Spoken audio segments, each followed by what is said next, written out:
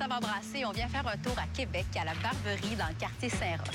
Ça fait près de 15 ans que la microbrasserie existe et je vous le dis ici, on y sert de très, très bonnes bières.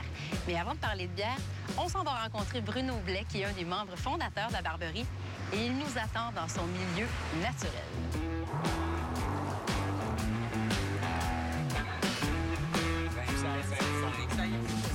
Bruno, Bastien, je veux savoir comment ça a débuté, le nom de la Barberie. Depuis combien de temps ça existe? Je te dirais que c'est le démarrage du microbrasserie au Québec. Si vous allez faire le tour, probablement que la plupart des gens vont vous dire la même chose. Des brasseurs maison qui décident à un moment donné de faire de leur passion un travail. La Barberie, c'est exactement ça qui s'est passé. 3 amis, brasseurs maison, qu'on a décidé un jour de se créer notre propre job et de faire de notre passion là, une réalité quotidienne. Donc, en 95, on a débuté le projet en tant que tel. Ça a pris 2 ans à monter le projet et avoir notre premier brassin où on a pu le déguster là, au printemps 97. Et ça, je te dirais que pour un entrepreneur, c'est une des grandes réussites, débuter sa production. Je veux dire que cette journée-là, la bière, elle était bonne.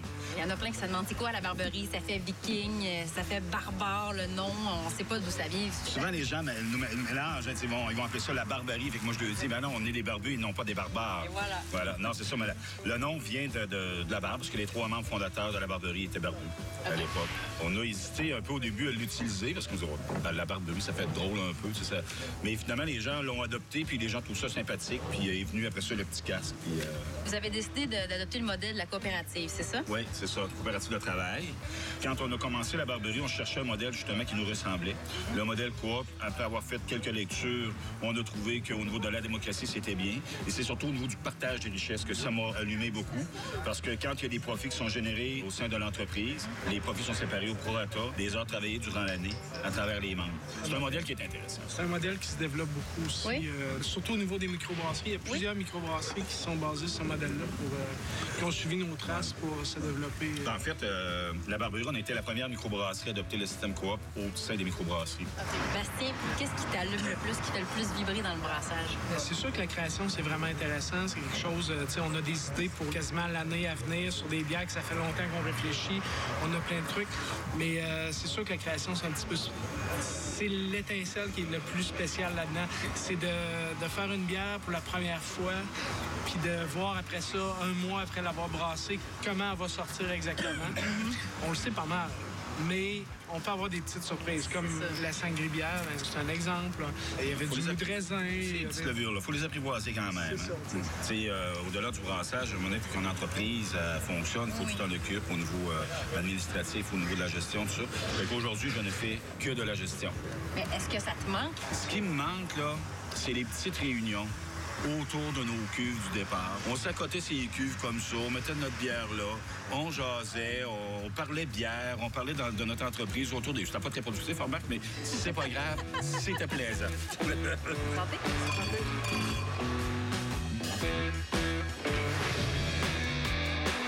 Selon vous, est-ce vrai que les bières noires ont un taux d'alcool plus élevé que les bières blondes?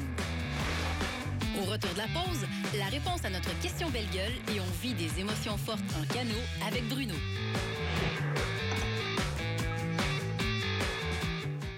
À la question, est-ce vrai que les bières noires ont un taux d'alcool plus élevé que les bières blondes? C'est faux. On peut avoir une bière noire de 4 % et on a l'impression qu'elle est forte due à son orge torréfié et à son houblonnage.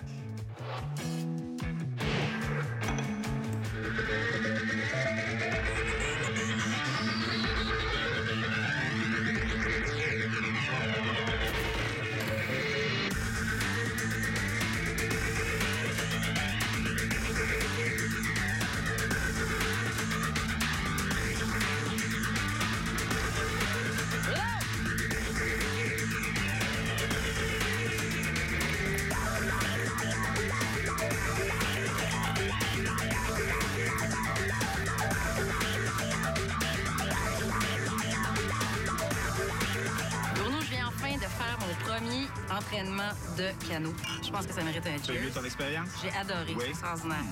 Bruno, moi, je veux savoir, ça fait combien de temps que tu fais ce sport de fou-là? Parce que là, on a fait du canot, mais toi, dans le fond, ce que tu fais, c'est du canot à glace. Oui, tout à fait. En fait, là, ça va être notre 3e saison. Mais la Barberie, ça fait déjà 9 ou 10 ans qu'on commandite une équipe de canot à glace. En fait, au départ, c'est une équipe chez les policiers, en fait, qui sont débarqués à la Barberie un vendredi après-midi. On cherche des commanditaires pour notre canot à glace. Puis, ben oui, pourquoi pas. On embarque dans l'aventure avec eux autres et tout ça. Fait qu'on les a commandités pendant 7 ans de temps. Moi, j'allais les voir. Avec Course à Porte-Neuf, ici à Québec. Puis à un moment donné, je me suis dit... C'est pas sur le quai que j'ai envie d'être, mais j'ai envie d'être dans le canot avec eux autres. Fait que là, on a décidé, nous, de se commanditer une équipe, la Barberie. Puis les policiers, ça a bien donné, parce qu'à cette heure, les policiers, c'est la Ville de Québec qui les commandite. Et qu'est-ce que ça te fait vivre comme sensation? Tu sais, souvent, les gens, souvent en blague, les gens disent « Hey, qui doivent avoir froid, eux autres, sur la glace? » Mais dans le fond, c'est les gens qui nous regardent, qui, eux, ont froid. Parce que nous, on n'a pas froid. Hein. Je te dirais que même quand il fait moins 20, puis les gens pensent aussi qu'on est habillé avec des wetsuits ou des dry suits, des choses comme ça. Non, nous, on est habillés avec... comme si on allait faire du ski de fond, dans le fond. Ah, vous n'avez pas grand-chose sur la peau, non, c'est ça. Ça nous prend des vêtements amples parce qu'on a des mouvements à faire et tout ça. Mais jamais on a froid. Même à moins 20, quand on vient de faire du canot, on est trempé de la tête aux pieds. Il y a un circuit, c'est le circuit de canot à glace. Les gens pensent qu'il y a une course, puis la course du carnaval. Mais c'est un circuit, il y a 5 courses. Il y en a une à l'île aux Coudres, il y en a 2 à Québec, une à Port-Neuf, puis il y en a une à Trois-Rivières également. Là. Et vous autres, vous les faites toutes les compétitions? On fait toutes les compétitions. Puis ce qu'il faut savoir aussi, il y a à peu près une 50aine d'équipes au Québec qui font ça. Puis au Québec, à travers le monde, parce que le seul endroit qui fait du canot à glace, c'est au Québec, en fait. Là. Gars et filles, là, 50 équipes, gars et filles. Gars et filles, oui, parce qu'il y a 3 classes, dans le fond. Il y a la classe élite homme, élite femme, et nous autres, c'est la classe sport. On fait ça pour le fun, on fait ça pour s'amuser. C'est la relation aussi avec les membres de l'équipe. On se tire la pipe de temps en temps, puis c'est vraiment plaisant. À un moment donné, on part, on traverse le fleuve, on arrête sur une banquise, on se laisse dériver sur la banquise en avant du château de Frontenac. Qu'est-ce que tu veux de mieux? C'est le bonheur total, c'est sûr. Une petite bière, des fois, mais... on a le droit sur l'eau? Ça nous arrive des fois d'en prendre une.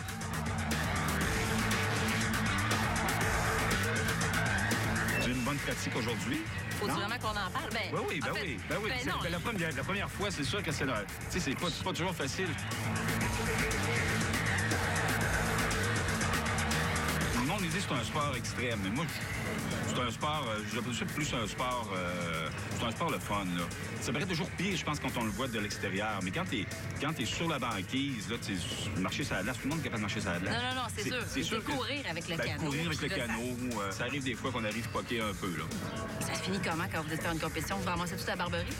Ah, tout le temps. Tout le temps. Que ce soit en compétition ou en pratique, c'est bien certain que on a l'avantage d'avoir une microbrasserie comme commanditaire. En plus. Une microbrasserie qu'on connaît bien. Donc, c'est sûr qu'après la pratique, c'est sûr qu'on se ramasse à la Barberie pour on prend une bonne bière. Ça fait toujours du bien. Ouais. J'ai vu sur votre canot le numéro 310. C'est votre numéro d'équipe? Oui, c'est notre numéro d'équipe. Puis en même temps, ça donne bien. Comme le hasard fait bien les choses. C'est sûrement du hasard? Oui. En fait, c'est notre numéro civique à la Barberie, 310 rue Saint-Roch. Merci, Bruno. Merci à toi. Lors de la dernière émission, on a débuté le brassage de la bière Sava Brassée avec l'empâtage du grain. Aujourd'hui, le houblonnage. En fait, présentement, on est en train d'ajouter le houblon. Le houblon qui est l'épice principale de la bière. Le houblon, ça sert d'abord à amériser la bière. Ça lui donne des saveurs amères, ça lui donne des parfums parfois de fruits, de style agrumes, des parfums herbales, des parfums épicés, même parfois terreux. C'est aussi un agent de conservation naturelle. Le houblon, on va le rajouter en ébullition, donc lors de la cuisson du mou, généralement à 2 étapes. En début d'ébullition pour aller sortir l'amertume du houblon et vers la fin de l'ébullition pour aller chercher les huiles essentielles et le côté aromatique. Moi, je dis souvent que le houblon est à la bière ce que le safran est à la paella.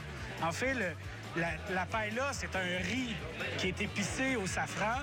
Bien, la bière, c'est une boisson de malt fermentée, épicée au houblon. Ça peut faire penser un peu au cépage du vin. Il y a autant de variétés de houblon qu'on peut trouver de cépage dans le vin. Donc, il y en a qui donnent plus du cassis, il y en a qui sont plus amers, il y en a qui ont des saveurs plus épicées, plus terreuses. D'autres, on sent le citron, le pamplemousse. À l'œil, ils sont tous pareils. Il faut les goûter, les sentir pour pouvoir bien les différencier. La semaine prochaine, retrouvez les brasseurs de l'émission pour l'étape cruciale de la fermentation. Restez avec nous. Au retour de la pause, on vous fait découvrir ce qui se brasse à la Barberie.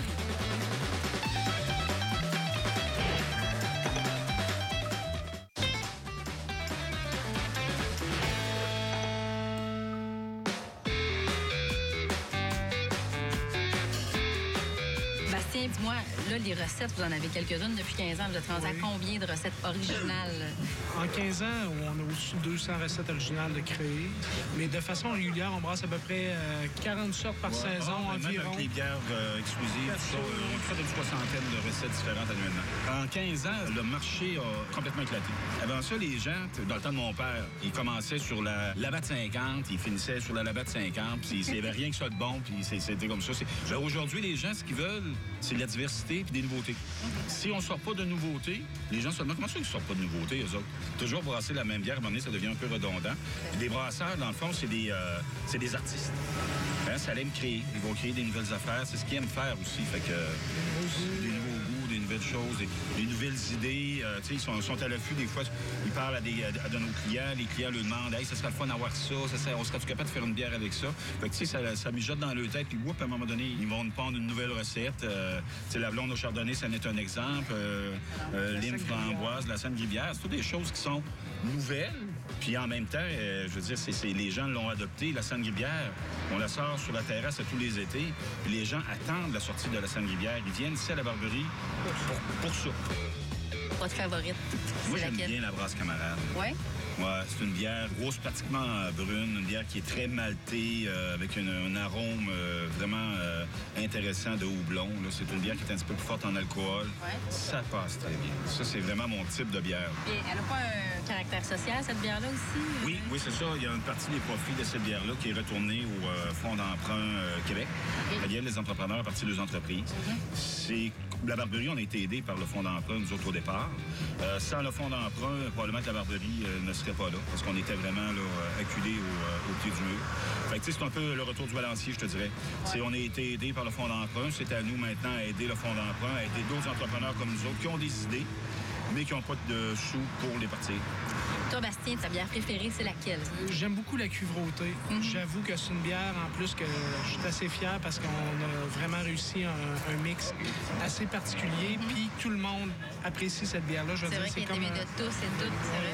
J'aime aussi beaucoup la blonde au chardonnay parce que ça, c'est un petit peu sentimental. C'est à la suite d'un voyage que cette bière-là a été créée. J'ai été visiter des vignobles, puis j'ai eu l'idée d'assembler la bière et le raisin ensemble avec des levures à champagne. C'est un petit peu particulier, mais il faut être poli avec cette bière-là aussi parce qu'elle est à 10 %. Il faut y aller tranquillement. Santé.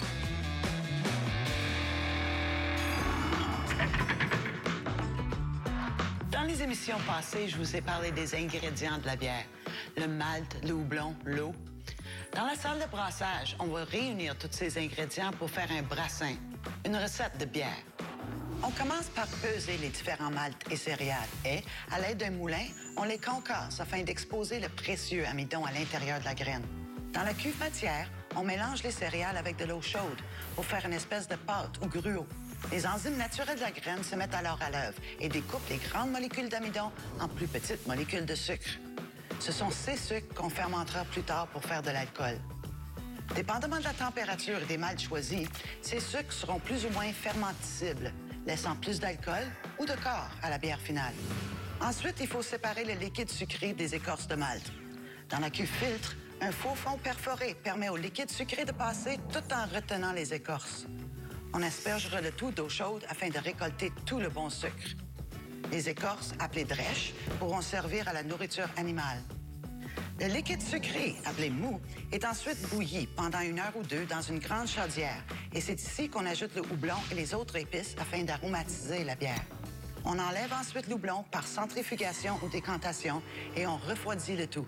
Le brassin, qui a pris environ 8 heures à faire, est maintenant prêt pour la fermentation alcoolique. En gros, c'est ça le brassage proprement dit. C'est comme ça que ça se passe chez Boréal. Chaque bière a ses ingrédients, mais aussi sa recette précise. Un accord bien rimé au restaurant Le Clocher Penché, tout de suite après la pause.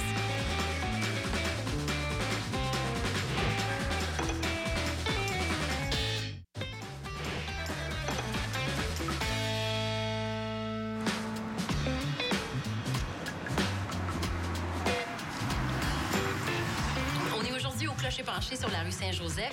C'est un restaurant qui existe depuis 10 ans maintenant et on vous offre ici un menu de type bistrot. Donc, les chanceux qui sont autour de la table avec moi et qui vont pouvoir déguster, on a Bastien, qu'on a connu un petit peu plus tôt, de la Barberie. Monsieur Steve McKinless ici, qui est propriétaire et chef du Clocher Penché. Bruno, qu'on a connu un petit peu plus tôt également. Notre spécialiste de la dégustation, Mario Dair. Et pour conclure, Michel Marcoux, la Barberie, qui s'est ajouté pour l'occasion. On y va tout de suite. Bruno, qu'est-ce que tu nous as apporté aujourd'hui comme bière pour déguster autour de la table? Bien, sans grande surprise, j'ai choisi la brosse caramel.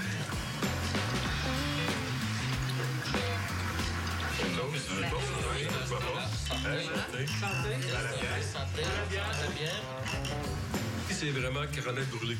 OK, ça domine du début jusqu'à la fin. Puis en fin d'étalement, on a ce petit goût de houblon qui vient nous rappeler qu'il y a des fleurs dans la bouteille. Alors, il y a un flirt avec caramel au beurre. Mais juste après avoir avalé, c'est vraiment l'amertume qui va se développer. Ça va tout derrière la langue. Il faut faire la différence entre le nez de ceux qui ont de la mousse encore dans leur verre puis le nez de ceux qui n'ont plus de mousse dans leur verre. Parce que le houblon, il est vraiment dans la mousse. Alors, quand il n'y a plus de mousse, c'est vraiment la bière, le liquide lui-même, alors que la mousse est vraiment construite avec les molécules de houblon et les molécules de malt qui sont dedans. Alors, plus il y a de la mousse dans le verre, plus on va sentir au premier nez le houblon. Alors, dans mon verre, naturellement, vous avez vu, le houblon est parti, la mousse est partie depuis longtemps. Alors, ce que je sens présentement, c'est le caramel brûlé.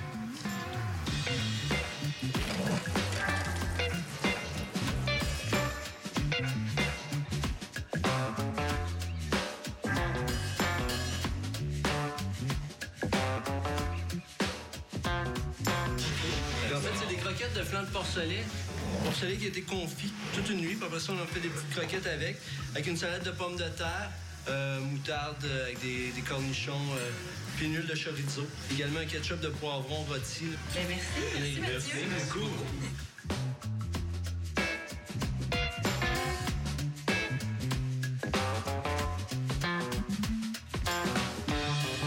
Ici, quand on mange le porc seul, on a vraiment une séquence des saveurs qui sont présentes là. On a d'abord les épices de la sauce qui viennent comme préparer le terrain. Après, on a vraiment le développement du goût de la viande qui se développe très bien en bouche. Et il y a une fondue de la sauce et de la viande en arrière-bouche. Quand on prend la bière, on a goûté à la bière tout à l'heure tout seul, qui avait vraiment un goût aigrelet et amer de ce caramel brûlé. Mais ici, la bière devient très douce. C'est vraiment le caramel presque sucré qui vient ajouter au plaisir de la sauce et enrober encore plus cette viande-là qui fait un complément naturel. Alors, quand on mange avec la salade de pommes de terre ici, c'est vraiment l'estragon. Alors, l'herbe qui est dans le plat, qui va chercher le houblon de la bière, et là, la bière devient super amère. Alors, la bière a changé de personnalité complètement et on a un rafraîchissement herbal entre la bière et le plat ici. Alors, c'est qui s'assemble se ressemble ici avec la pomme de terre et les contraires s'attirent avec le plat de porc. C'est vraiment exquis dans les deux cas. Peut-être un petit peu moins poétique que Mario. Moi, je dis que le gras va comme enrober le côté tranchant, incisif de la bière. Donc, ça va comme atténuer. On peut s'amuser. Moi, je l'ai déjà fait à prendre, par exemple, seulement du basilic. Prendre un peu de basilic et goûter avec de la bière. On va aller chercher quelque chose de très spécial avec l'estragon. La menthe, une chose. Et un autre complément qui est amusant, parfois, c'est la tomate.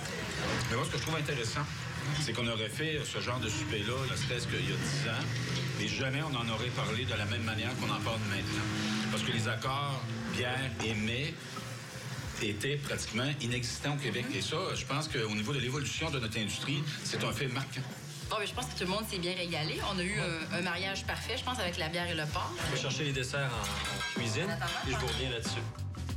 Pour le dessert, c'est un Imperial Stout assez fort en alcool, goût torréfié de café noir, une bonne amertume, mais ça va très bien avec le fort de dessert.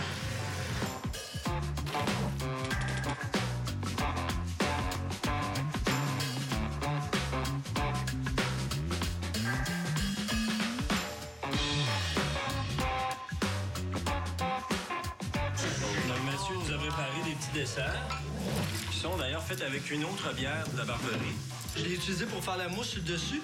La mousse forte et fruitée, avec des fraises, cannelle et orange, inspiré un peu de votre sangria que vous servez également durant l'été. Et puis à la base, c'est des fraises avec estragon, huile d'olive, sirop d'érable, un biscuit au caramel au milieu. Une petite garniture de noix sur le dessus qui est torréfiée et caramélisée. Ouais. Ben déjà, il y a un rappel, il y a un premier rappel là, déjà avec la bière. Quand la bière rencontre le plat, c'est comme un trou. Et après, on goûte le chocolat de la bière qui va chercher la fraise et les noix. Alors, il y a vraiment une émotion sans parole. On est bouche bée. Et en arrière-goût, c'est le chocolat de la bière. Et le petit côté café qui va rechercher chaque note du plat pour l'envelopper de sucré. Castien, ça te plaît? Puis le petit côté croquant des noix, c'est un petit peu un feu d'artifice. Là. Tu croques les noix, puis ça fait comme s'évaporer dans la bouche. Là. Tout en douceur. C'est sous le coup de l'émotion qu'on doit se dire malheureusement à la semaine prochaine, il faut se quitter. Alors, nous, on va continuer à manger et à boire. Oui, c'est sûr. Ah oui. On se retrouve la semaine prochaine. Oui, s'il vous plaît. Moi, c'est ça.